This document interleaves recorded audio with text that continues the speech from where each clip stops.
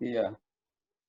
So now I invite you, Dr. Sabat Kumar Digal, to share your knowledge, your ideas on the title Lockdown Impacts of the Global Capital Market on the Global Capital Market due to COVID-19. So thank you, Dr. Lipsa. I again welcome all the panel members and my obeisance to my teachers, Professor Ball and Professor Pradhan, who have spoken wonderfully before me. Before Lipsa, I say anything, as you mentioned, is the impact of COVID-19 or the COVID-19 induced lockdown on global markets. I like to give a bit of background on this because you see that numbers are completely changing, and as Professor Ball said, that we have to evaluate every day, and evaluation of every day of a pandemic of the scale of COVID-19 is huge a task, and we all know that this has huge impact on the capital market, both in the global and the national one. So what I do, taking this as a background, I have structured my thing as what was the economy or the stock market scenario before pandemic or this one COVID-19. Then what was its impact? What is the current scenario? What steps you have taken? Then what mean for the investors or for the stock markets? And what is the way forward? So this is how I'll speak. So before the pandemic, as we know, that world market, the global economy was very cheerful.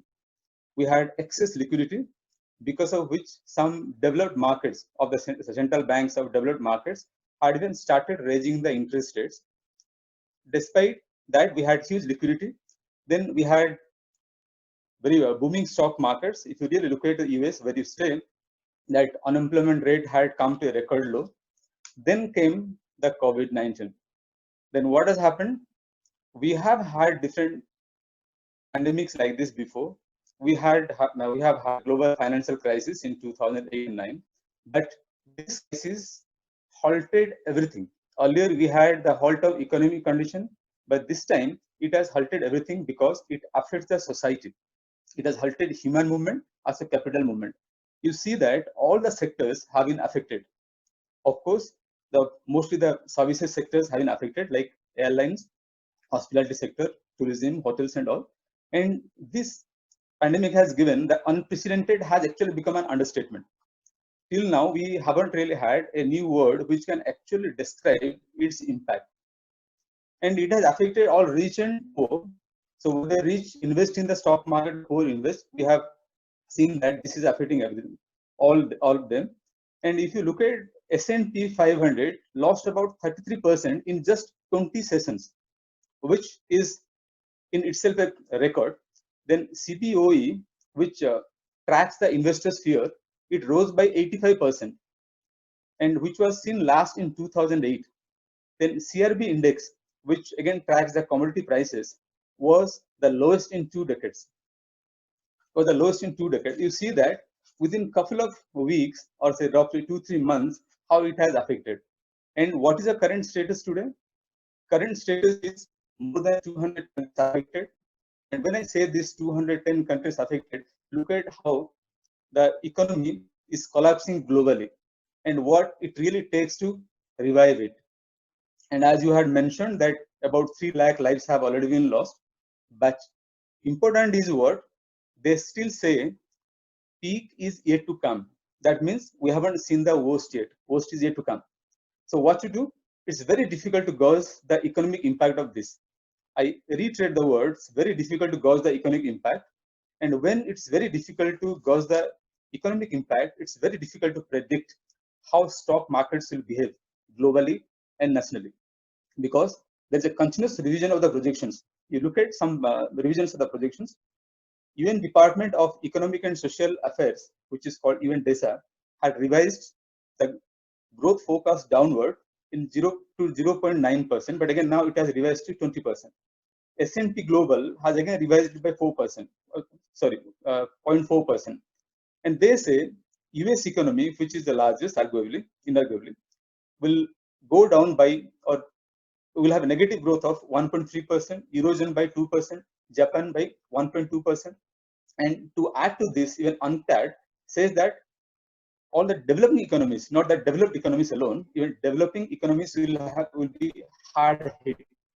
And do remember the current global economic scenario, which was in a cheerful state before this COVID-19 came, that they were mostly led by the developing economies. But now they're going down. And if you really look at the portfolio outflow from developing economies, there have been more than $60 billion. And there is a drag on FDI by 30 to 40% in the short period.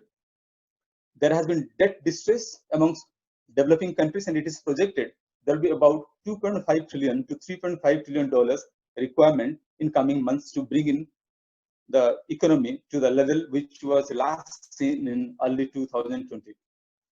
So as you see that all the travel, hospitality have been affected, and the most important, which was driving the economy, that's a leisure travel and discretionary consumption, or we call that private consumption, that has been hard hit, and that will be very difficult to revive, which was very critical for the global growth. But only silver lining is what that India and China will record positive growth. But even then, if you look at the last they had grown, it is very less. So if you really look at the Indian scenario, what has happened before COVID-19? To be very frank, the scenario of India was not very good. We had the manufacturing activity, which was lowest in last 17 years.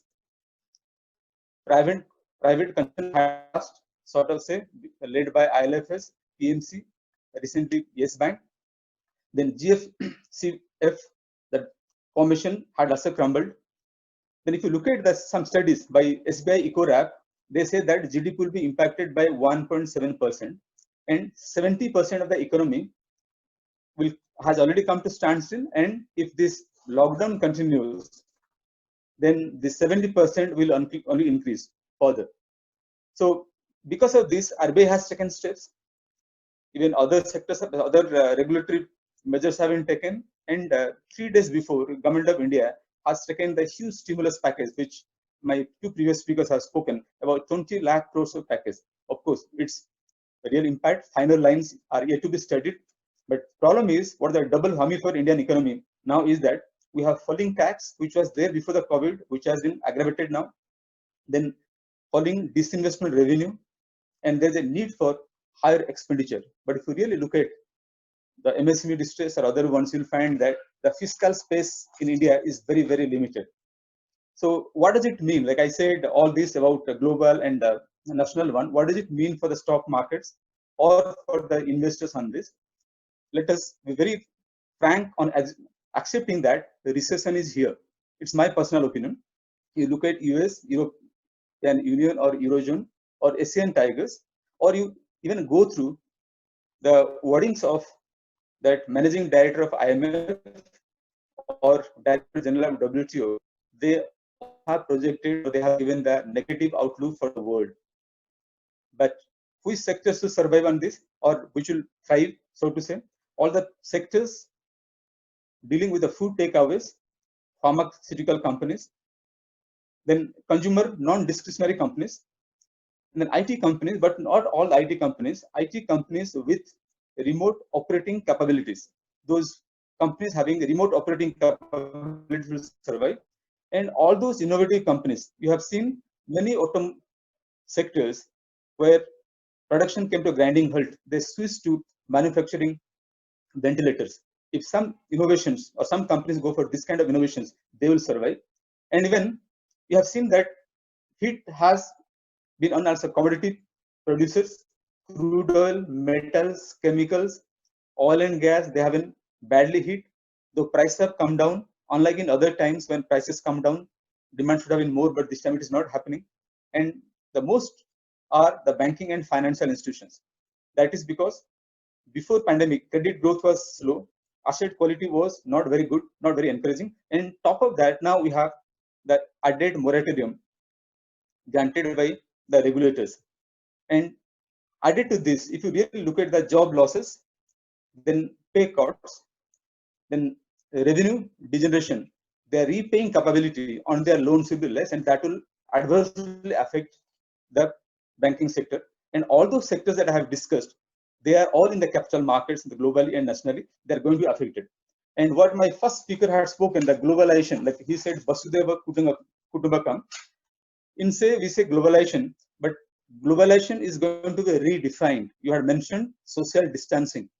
Globalization is meant for connectivity, but when you talk about social distancing, you have to rethink about the globalization, and in the rethink the new normal. It's not the old normal, but a new normal. How will we really shape the market? How will we really invest? How will we really think on that will be different. So what I say here, what are the expectations in the long run, say till 2021 or early 2022, expectations from the stock market has to be scaled back. Because if you really look at in India, Sensex and Nifty in last couple of weeks, except last 1 week before that, they have lost about 35% till February, and so from February to March. And then good part of this one is what valuation in large companies and mid cap companies have come to a very interesting level. I'll only say that if you really see what is the stock market scenario, or if you really see that who we should invest or not, if you have a short time horizon, I say never go for it. But if you have a long time or medium term horizon, please go for it, because all the valuations have come down, and probably this is the best time to invest, provided you have sufficient amount in your kitty or in your pocket to spend for the daily requirements. Then you really look at the price earning multiples have come down from 2.7 or 27% to 17% in last 2-3 months. Then price to book value ratio has also come down about 3 to 2%, both in Sensex and Nifty. So what I say here is that on top of that, we have the stimulus packages which talk about go local and be vocal. So entire scenario, entire linkage, entire dynamics are going to be changed. Yes, stock markets will really do good, but not in the shorter horizon, in the long horizon. If that happens, then it will happen, and we should all be prepared for new normal. But it's very difficult to say what will be really new normal. Thank you all for patience hearing. Thank you very much. Thank you very much for sharing your knowledge on this aspect. It's really, really interesting. And I mean, you have shared about the good, the bad, and the ugly industries that have been, impacted by this COVID-19. Well, again, since everything is uncertain now, and we have to make new definitions, as you mentioned, that we have to define that what will be a country called as, whether there will be, the boundaries will be limited to the national, countries, nation, or it will be global, right? Or what will be the new normal? So a lot of definitions is yet to come, and let us wait how we can define this new normal. Thank you very much. I appreciate your time again and all the efforts you have taken to share this content with us.